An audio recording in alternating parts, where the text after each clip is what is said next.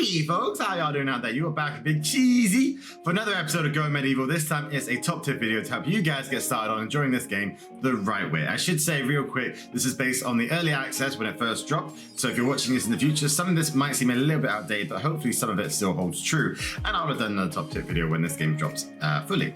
I love this game, I adore this game, and hopefully I can help you guys adore it in the same way.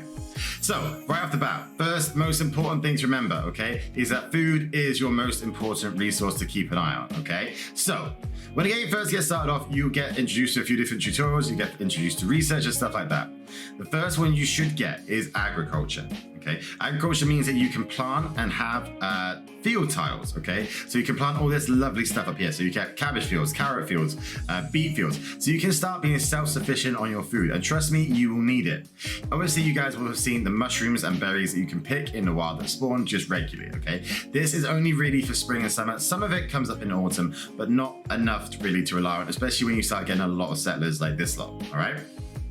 Now, the fields, as you can see down here, okay, will help things immeasurably. You can get a hell of a lot more food, a hell of a lot more yield by having fields rather than relying on these crops. Don't get me wrong, I still grab berries, I still grab the mushrooms, just because they're, you know, handy bits to have because you're not really putting much time into them. But these are what you need to kind of survive in Going Medieval. All right, so make sure you get into when you go into research, make sure you grab agriculture as your first one. Now, that being said, once you started on putting tiles down, you need to remember, spring and summer, they are your times to sow and to harvest your first crop, all right? Autumn, you can still harvest, but the temperature is too cold really for anything to grow, right? So by the time you get to autumn, anything that has reached, you know, still ripening or anything like that, that's the time you gotta harvest it, all right? It doesn't matter what it says on there, you have to harvest it then and there, because when it gets to winter, that crop will be dead. Spring and summer, you can sow it, it will grow, it will ripen, you can get all the good stuff out of it. Autumn, your last chance to actually harvest that food. Winter, everything is dead, okay? But winter is not without its uses for getting into food, all right? You will have campfires. As you get further into the game, you will have your smokehouses over here. You have your butchery table where you can kind of chop up any animals you've hunted. Animals, I should say real quick, they are a good source of food and everything like that in the game, but the one to really rely on is your fields, okay? Because you can actually, the animals, once you've harvested them, once you've hunted them, that's it, they're gone, all right? They'll come back next year, they'll come back next season, whatever happens to be, but these are the ones that actually focus on because you can actually get a better bearing of how much food you can get out of them, okay? If you can see in the top right-hand corner, I've still got I've got over 2,000 food right now, and I'm coming out of winter a little bit. I've only got 4 more days of winter to get through, and then I'm done. All right, that's because I've got a lot of harvesting spots, okay, with carrots and beets and berries and all sorts of bits and pieces, but that's because of that, all right? Like I said, winter, good time to kind of get on to the other stuff. That's what my guys are doing right now. Okay, they're taking care of stews and foods, and then over here, once you guys get into it as well, you'll have your little breweries, your distilleries, and you can get into wines and beers and ales, and that's what they want to drink, okay? All that stuff that will help kind of keep your guys happier, okay? Food is the most important thing to focus on. As this tells us, okay, ground snap, cold snap, trees split, everything, okay? It's not a good time, winter sucks, right? But the reason I say get started on your food first is because, for one, it's got a time frame, it's got a time limit on when you can really do it compared to, say, researching or crafting. And two, because it can really peeve your settlers off. Okay, if the settlers eat raw food, for example, several days in a row, they will start getting more and more annoyed, okay? So when you can kind of start getting on to cooking or anything like that, or you can get on to drinking because your settlers will get thirsty and that will annoy them as well, okay? That is one of the kind of biggest things you can control, right, and get sorted out real quick. Multipliers count in this game, so if they're eating the same raw food for the same, you know, for 4 days in a row, it will keep building up, which is not a good time for you. If you get this handled out right away, you don't have to ever worry about your settlers getting too annoyed, getting rebellious, or even leaving. I've managed my game quite well in that I've never even got close to actually losing somebody because they've been rebellious or anything like that yet. I haven't lost anybody to death yet either. But don't get me wrong, I will still get bits and pieces up here where I say settlers are unconscious, settlers are this, settlers are that. And that's because winter sucks. But again, okay, if they haven't got enough energy, they will fall unconscious as well, like my guys seem to be doing left, right, and center. I'll sort this out in a second. But as I said, food is your most important resource to manage, okay? That is tip number 1. Okay, tip number 2 for you guys is be careful in your research. Okay, so when you get into the game, there is tons of stuff you may want to research, right? There's, you know, all sorts of crossbows, bows, weaponry, furniture, all sorts of weird and wonderful stuff you want to get into in this game, okay? What I would say, right, is when you do your research, do it in blocks. Because as you'll see up here, right, you'll have things like chronicles, textbooks, and I think it's, yeah, thesis, okay? Now, as you go along, you'll have to unlock the last two, right? So research 2 unlocks your textbooks, research 3 unlocks your thesis, okay? Now, not all of this you need right away, okay? As I said, focus on your food and everything like that first. But when you get a chance, when you start getting a few people together, then yes, you can start doing a room or something like that for research, like I've got up here, okay? Have a dedicated room for it because it makes it easier, because then you can make it into a library, okay? Do not overlook this part, okay? Show overlay of rooms detected, right?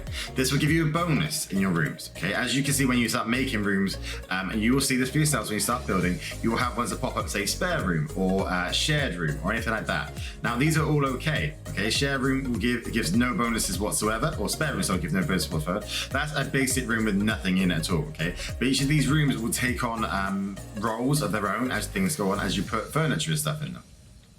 Now, with a library, if I can find the library, there it is, okay. Libraries will give you a speed boost for writing books. Now this is better, this is good for your research, okay. This is why I said try and get a room specifically for doing research rather than anything else, okay. And have a few bits in there, okay. It's absolutely fine to have way more, you know, of one thing than the other. You'll get through some of it way more than the other, that's for sure. And some of it seems to decompose quicker than the others, okay, in kind of, you know, as a staggered order. So this chronicles decompose quicker than textbooks, and you know, then theses, okay? But do it in a block, okay? So if you're going to work on research for a while, okay? The reason I say this is because your books will decompose, right? So if you do it in a block, you can get a load of stuff done, and then you can just leave it, okay? It will tick back down to 0, like mine has done, okay? But you do not lose the research things that you have got, okay? That means that when you do your research, you can get it done in one go. You get a few bits done, right? You can take those people back and get them back onto harvesting or whatever other jobs you might have for them, okay? Is what means it kind of takes the pain in the ass part out of it, of losing people on here and having to remanage how you're doing everything, okay? Trust me, do research in one big block. I would say probably if you're gonna start doing it, maybe get like those first 3, maybe first 4 or something done. So for me, agriculture is most important, brewing because you need stuff for drinks, and furniture because it helps to make your guys a bit happier because they're eating on nicer tables. They get a bit of a better boost from it, okay? The rest of them weren't so important to me because as you get raided, you can take the weaponry and everything from the people that you kill, right? It becomes very handy for that sort of thing. All right, it becomes very handy later on, but we'll go through that in another tip. But yeah, like I said, tip number 2, make sure you do your research in a block rather than having, say, 1 person, 2 people doing research or something while everyone else is doing other things and you're just kind of like side focusing on it, okay?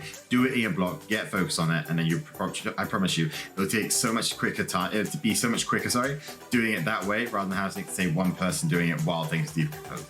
All right? Cool. Right, tip number 3, okay, this is a small one, all right, and this is more, I don't know if it's gonna help everybody, but it certainly helps me, all right?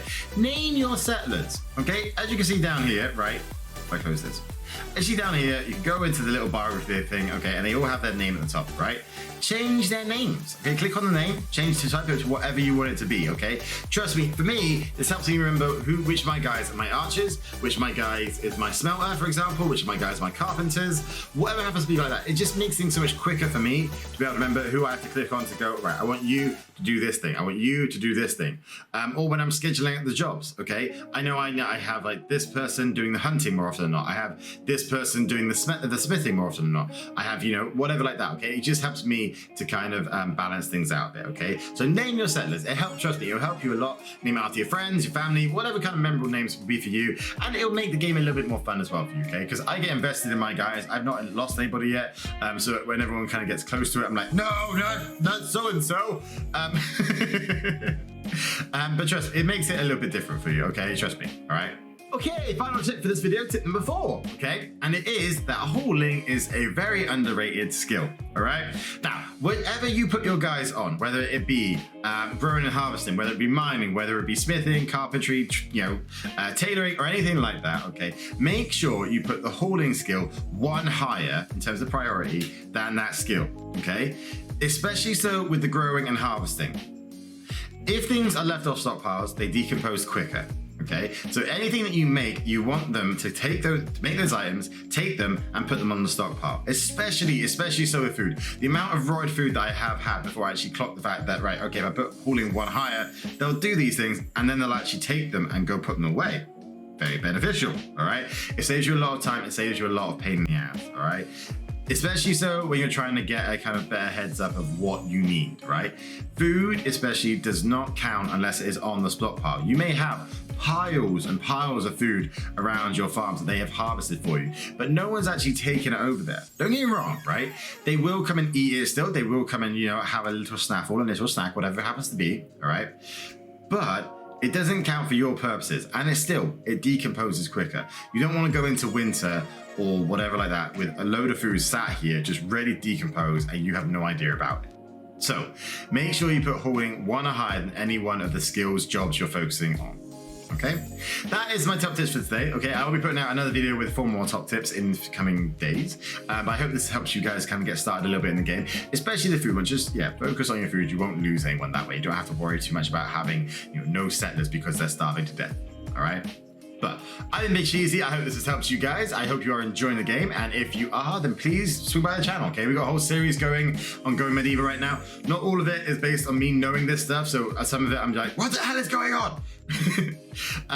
But we have a whole series going on the channel right now. And if you swing by the channel, make sure you subscribe. Make sure you ring that bell so you don't miss a minute of cheddar action. And you get alerted for when the next video comes out. Trust me, I've got some other tips ready for you guys. And they do really help, trust me. Okay, I'm back very soon with some more videos. I hope you stay happy, stay positive, stay cheesy out there, and I will see you later, folks. Bye-bye.